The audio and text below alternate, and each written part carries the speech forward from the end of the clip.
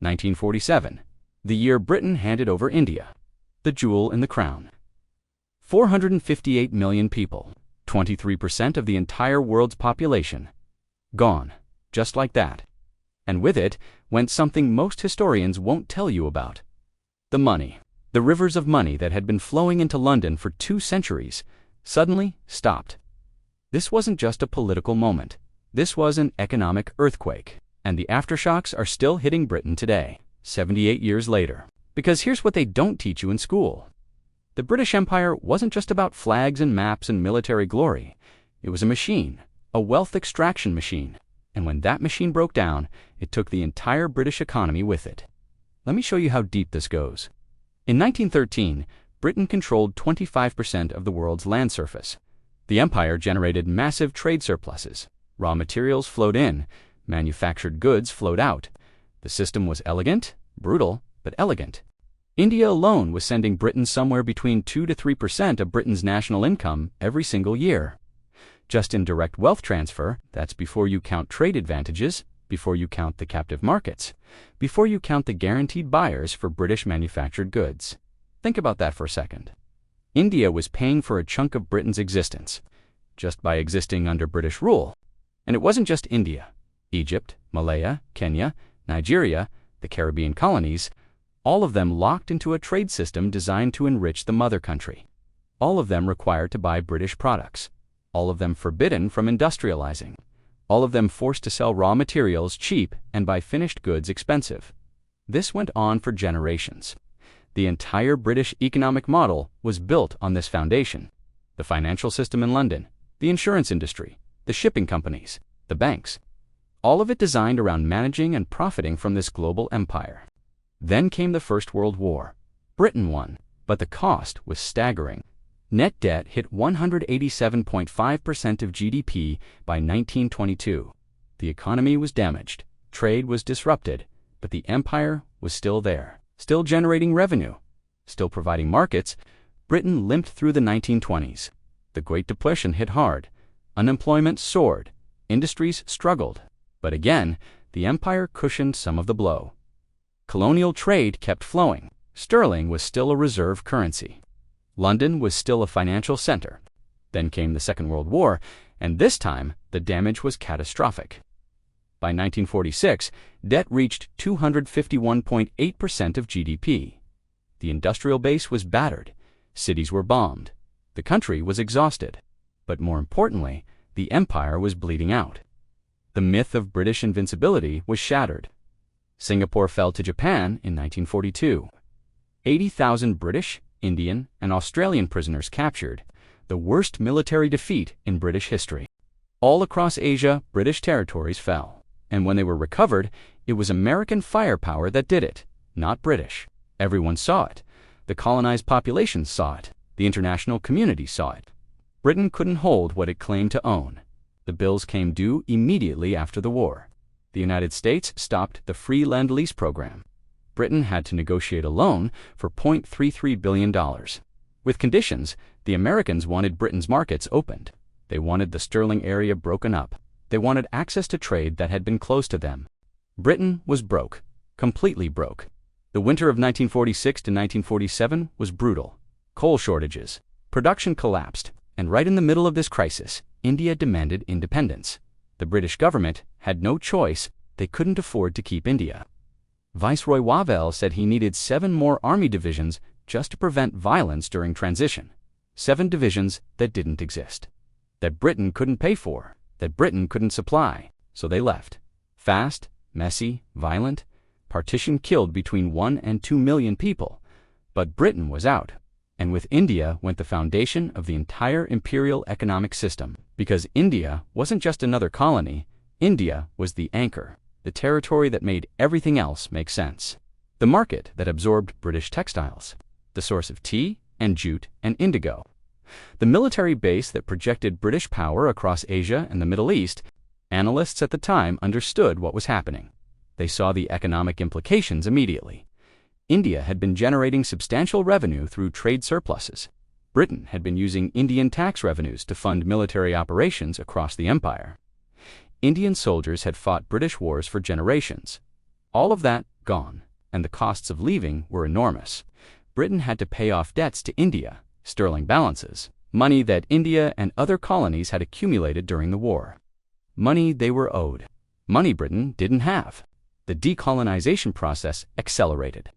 Ghana and Malaya in 1957, Nigeria in 1960, Kenya in 1963, each one taking resources with them, each one closing off captive markets, each one demanding what they were owed. Many economists argue this created structural problems that persist today. Britain lost preferential access to raw materials, lost guaranteed markets for manufactured goods, lost the ability to set terms of trade in its favor. British companies had to compete on equal footing for the first time in centuries, and they weren't prepared. Industries that had relied on colonial advantages suddenly faced real competition. Textiles, steel, shipbuilding, all of them built on foundations that no longer existed. The productivity problem started here. British firms had gotten lazy. Protected markets meant they didn't have to innovate, didn't have to improve efficiency, didn't have to cut costs. The empire had been a cushion, and now the cushion was gone. Meanwhile, France and Germany were using Marshall Plan money to modernize. New equipment, new factories, new infrastructure. Britain used its funds differently, trying to maintain great power status, trying to hold on to remnants of empire, trying to pretend nothing had changed. The Suez Crisis in 1956 exposed the reality. Britain and France tried to seize the Suez Canal. The Americans and Soviets said no. Britain backed down, humiliated. The world saw it clearly. Britain was no longer a superpower, just another mid-tier power. But British economic policy didn't adjust. The government kept spending like an empire. Military bases around the world, naval commitments, foreign aid to Commonwealth nations. All of it costing money. Money Britain no longer had. Currency problems emerged quickly. Sterling was supposed to be a reserve currency. Other countries held pounds, used pounds for international trade. But that only works if people trust your economy, if they believe in your stability. By the 1950s, doubts were growing. Britain's growth was slower than competitors. Productivity lagged. The trade balance deteriorated. Yet the government insisted on maintaining sterling's international role, maintaining the fiction of economic strength. This created a recurring pattern. Sterling crises, runs on the pound. Desperate attempts to defend the currency. Draining foreign exchange reserves. Borrowing from other countries, all to maintain a status that no longer matched reality. History shows this pattern repeated throughout the 1950s and 60s. Each crisis forced temporary fixes, spending cuts, interest rate hikes, currency controls, but nothing addressed the fundamental problem. Britain's economy was no longer structured to generate the wealth needed to support its commitments. The industrial base kept eroding. British Leyland cars became synonymous with poor quality. The railways ran on steam long after everyone else had modernized. Infrastructure crumbled, investment lagged, innovation stalled. Some observers point to cultural factors. The British elite had always looked down on manufacturing, preferred finance and law to engineering, focused on Latin and classics in education rather than technical skills. But the empire had hidden these weaknesses. Colonial markets bought British goods regardless of quality, regardless of price. Without the empire, these weaknesses were exposed. British products couldn't compete. Factories closed. Jobs disappeared. Entire regions built around export industries collapsed. Northern England, South Wales, Central Scotland, all suffering from the loss of guaranteed overseas markets. The government tried various solutions: nationalization of key industries, welfare state expansion, Keynesian stimulus. Some of these policies worked in the short term, but they didn't address the structural transformation required. The shift from an imperial economy to a modern competitive one. Meanwhile, the costs of decolonization kept piling up. Compensation to former colonies, settlement of debts, relocation of British personnel, military withdrawals, each transition costing money, each one closing off revenue streams that had flowed for generations.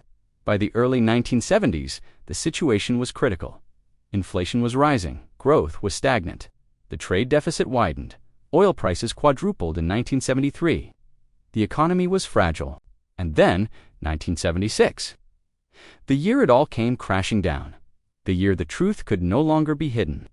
the year Britain had to admit it was broke. Inflation hit 25% in 1975, the highest in the industrialized world. The pound was collapsing, falling from $2.30 at the start of 1976 to under $1.60 by October. The government was running a massive deficit, 9% of GDP, borrowing costs soared.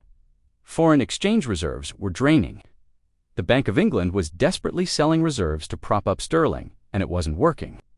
Investors could see the math. Britain couldn't pay its bills. The economy couldn't support the debt. The currency was overvalued. They started selling pounds, selling British bonds, getting out before the collapse. September 1976. Labour Party Conference. Chancellor Denis Healey was supposed to fly to Manila for international meetings. He was at Heathrow, literally at the airport. When the news came, sterling was in freefall. Crisis, full-blown crisis. Healey turned around, rushed back to London, made an announcement. Britain would seek help from the International Monetary Fund, the IMF, the lender of last resort, the institution that bails out developing countries with failed economies. Britain, the former empire, the nation that had ruled a quarter of the world, going to the IMF with a begging bowl. The symbolism was devastating, the humiliation complete. The loan request, $3.9 billion, the largest in IMF history at that time, and the IMF didn't just hand over money, they imposed conditions, harsh conditions, spending cuts, interest rate increases, monetary controls, fiscal austerity. Britain had lost economic sovereignty, lost the ability to set its own economic policy. Foreign technocrats now dictated terms, and Britain had no choice but to accept because the alternative was collapse, currency crisis, sovereign default, economic catastrophe. Many economists argue this moment was the culmination of 3 decades of denial. 30 years of pretending the empire's loss didn't matter. 30 years of refusing to restructure the economy. 30 years of living beyond Britain's means. The IMF bailout stabilized the immediate crisis. Sterling recovered somewhat. Inflation began to fall, but the underlying problems remained. The productivity gap, the industrial decline, the lack of competitiveness, the structural weaknesses created by the empire's collapse. Because here's the thing most analysts miss. The empire had been propping up Britain for so long that no one knew how to function without it. The entire economic system, the financial structures, the trade patterns, the industrial organization. All of it built around imperial relationships. When those relationships ended, Britain needed a complete economic transformation. New industries, new trading partners, new competitive advantages. But that transformation never fully happened. Instead, Britain lurched from crisis to crisis, each one revealing deeper problems. The 1970s showed what happens when you lose an empire but keep imperial attitudes, keep imperial spending levels, keep imperial ambitions, without imperial revenues. The math doesn't work. It never could work. And the costs kept accumulating. Not just financial costs, social costs, unemployment, poverty, regional inequality, industrial communities destroyed, skills lost, confidence shattered, an entire generation scarred by economic instability. Some historians suggest Britain's relative decline was inevitable. Other powers were rising: America, Germany, Japan. The world was changing, but the speed and severity of Britain's problems, those weren't inevitable. Those were choices, policy failures, strategic miscalculations. The decision to maintain global military commitments Britain couldn't afford. The choice to defend sterling's reserve status at any cost. The failure to invest in modernizing industry. The inability to face reality. All of these made everything worse.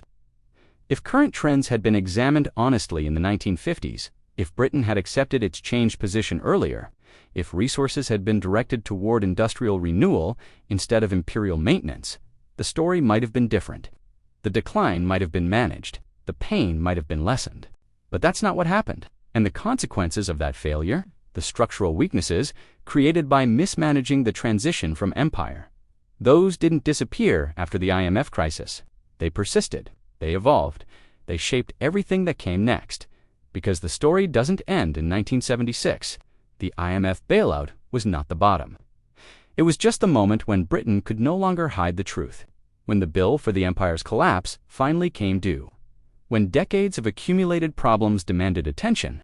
What happened next would determine whether Britain could adapt, could transform, could build a new economic model for a post-imperial world, or whether it would continue struggling with ghosts of an empire that no longer existed. The 1970s IMF crisis should have been a wake-up call, a moment of reckoning, a chance to fundamentally restructure the British economy for a post-imperial world. And in some ways, it was Margaret Thatcher came to power in 1979 with a radical agenda. Privatization, deregulation, breaking union power, shifting from manufacturing to services, creating a new economic model based on finance rather than industry. This was the transformation. The pivot away from the imperial economic structure, the attempt to build something new, and it worked. Sort of, Britain's economy did transform. The City of London became a global financial center again. Services boomed. GDP grew. But here's what many analysts argue. The transformation was incomplete, uneven. The old imperial psychology never fully disappeared. Britain traded one form of dependency for another. Instead of relying on colonial extraction, it relied on financial services, on foreign investment, on debt. The manufacturing base continued to shrink. By the 1990s, industries that had once defined British economic power were largely gone.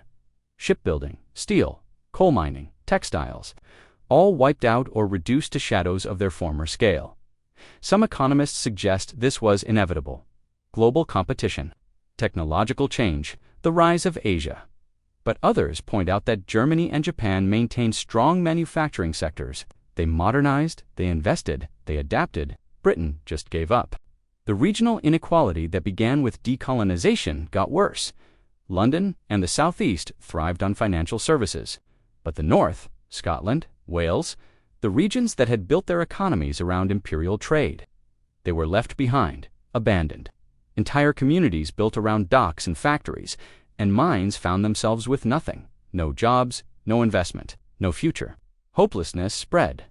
And the productivity problem, the fundamental weakness that emerged when the empire fell, that never got fixed. British workers produced less per hour than French or German workers. Innovation lagged. Investment remained low. The gap kept widening.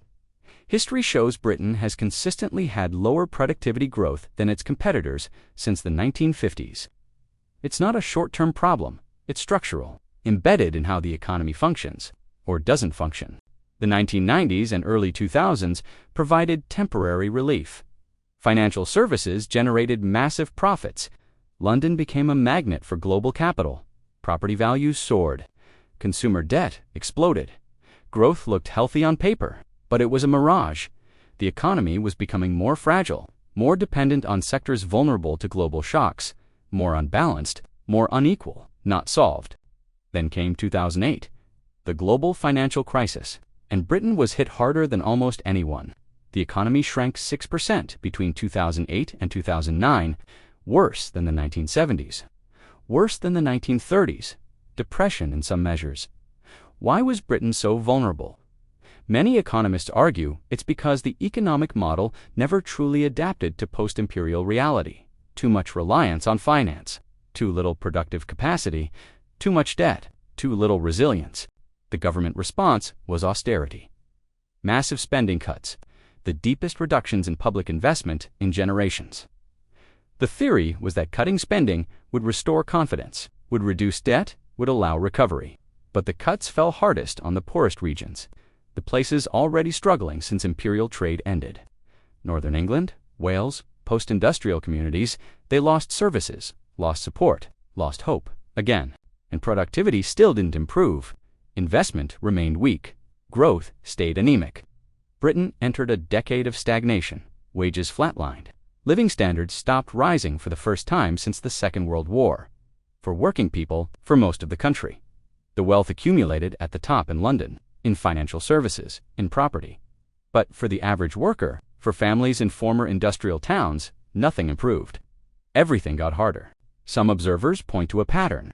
Britain keeps having economic crises. 1970s, 2008, each one revealing the same underlying problems. Low productivity, weak industrial base, regional inequality, excessive reliance on unstable sectors, and each crisis gets managed with short-term fixes. Currency adjustment, spending cuts, monetary policy, but the structural issues persist because they stem from a transition that never fully happened. From an empire that ended without a real replacement economic model, then came Brexit, the vote in 2016 to leave the European Union. And regardless of your political views, regardless of whether you think Brexit was right or wrong, the economic impacts have been significant. Direct foreign investment fell 25%, according to Bank of England analysis. Over 90% of that decline was due to increased uncertainty. Businesses stopped investing, waited to see what would happen. Many never came back. Trade barriers increased. Friction in the single market, regulatory divergence, all of it making British businesses less competitive, making it harder to export, making it more expensive to import. And the Brexit debate itself revealed something deeper. A country still grappling with its post-imperial identity, still unsure of its place in the world, still torn between nostalgia for past greatness and the reality of present limitations. Many analysts argue that Brexit was partly a reaction to decades of economic decline. Communities that had been abandoned since the empire fell, regions that never recovered from deindustrialization. People who felt left behind by globalization, they were told Brexit would restore British sovereignty, would bring back control, would make Britain great again. The imperial nostalgia was explicit. Empire 2.0. But economic, rather than political. Global Britain. The reality has been different. Growth has slowed. Investment has fallen. Trade has decreased. Economic forecasters estimate Brexit will cost Britain around 4 to 5% of GDP by 2030. That's permanent, ongoing, not a one-time hit. And this comes on top of all the existing problems. The productivity gap, the regional inequality, the weak industrial base. Brexit didn't create these problems, but it has made them worse, made recovery harder. Then came the pandemic in 2020. Britain borrowed £313 billion in 2020 to 21, 13% of GDP, necessary to support the economy through lockdowns, but adding to already high debt levels. Some economists draw parallels to the post-World War II period.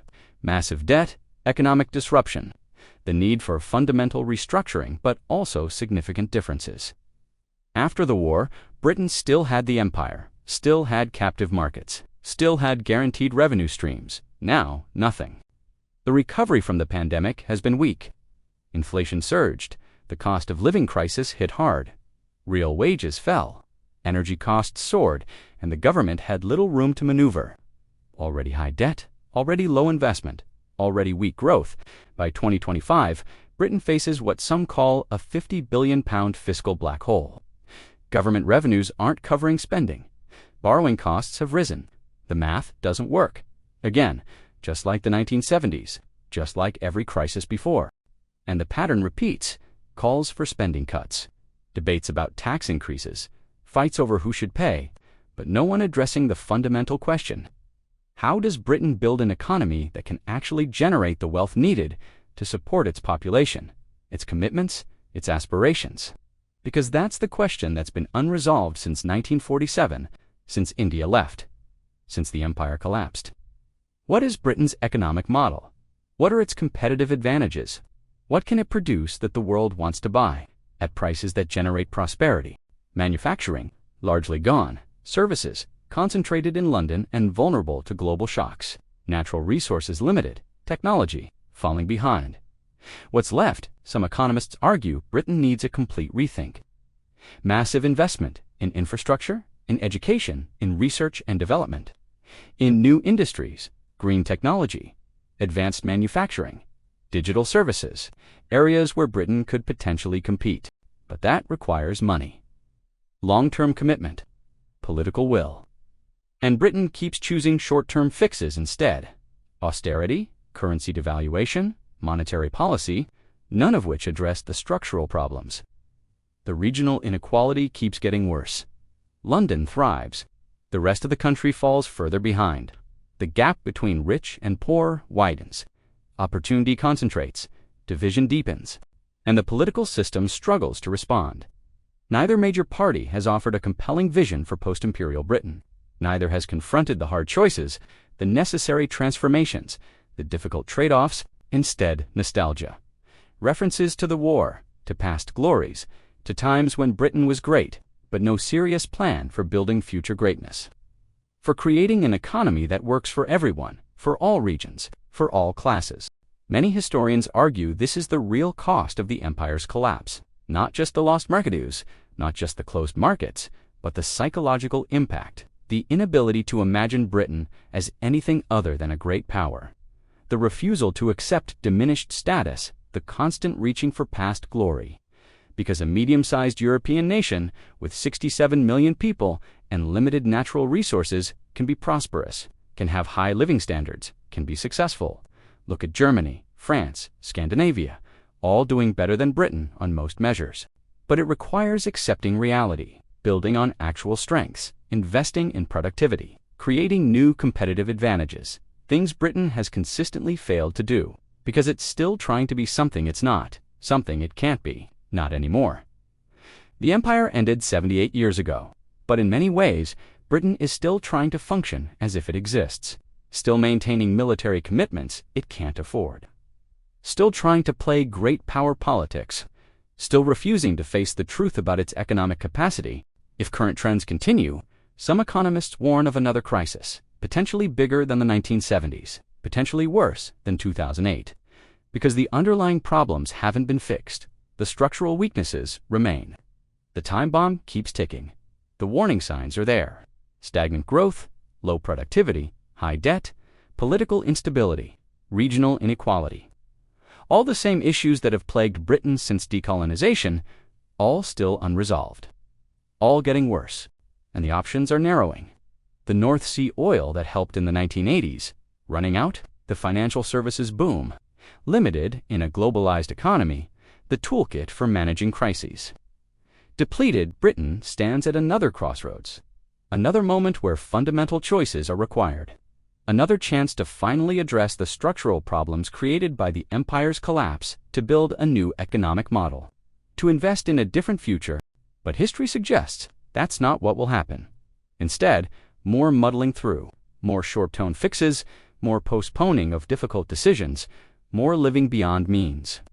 Until the next crisis forces action, until there's no choice left, because that's the pattern. That's been the pattern since 1947.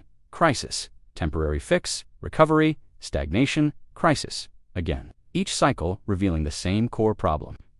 Britain lost its empire, but never built a replacement economic foundation. The 1970s IMF crisis wasn't an aberration.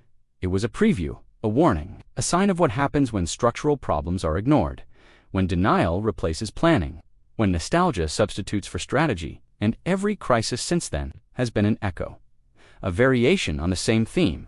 An economy struggling with the unresolved legacy of empire, with the transition that never fully happened, with the transformation that was always postponed.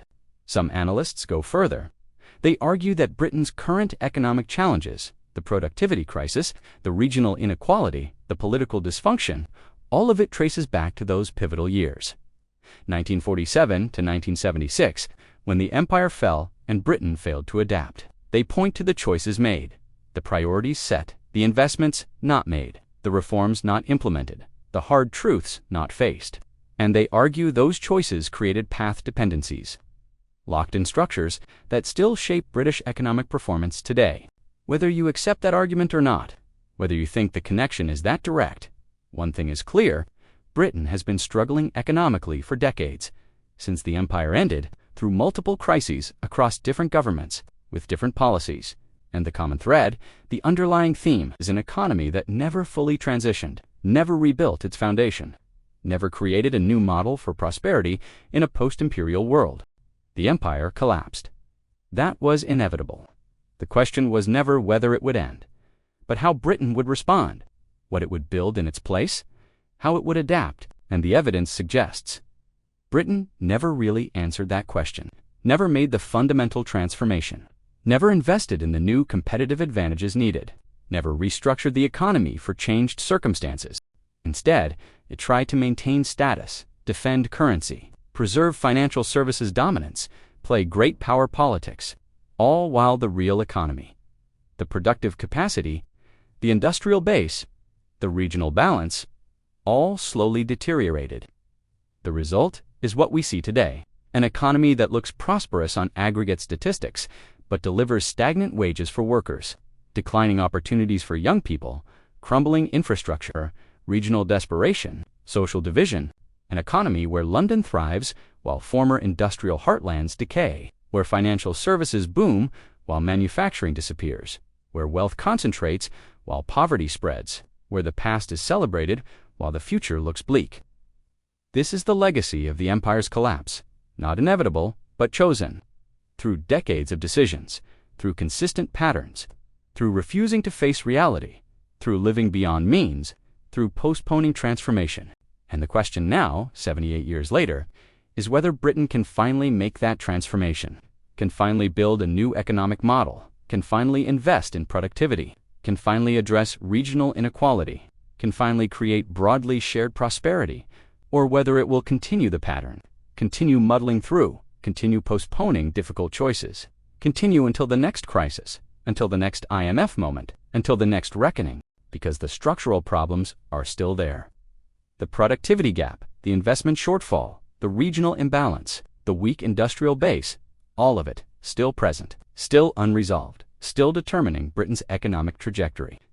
The empire fell in 1947, but its ghost still haunts British economic policy, still shapes debates, still influences choices, still prevents the fundamental transformation that's needed.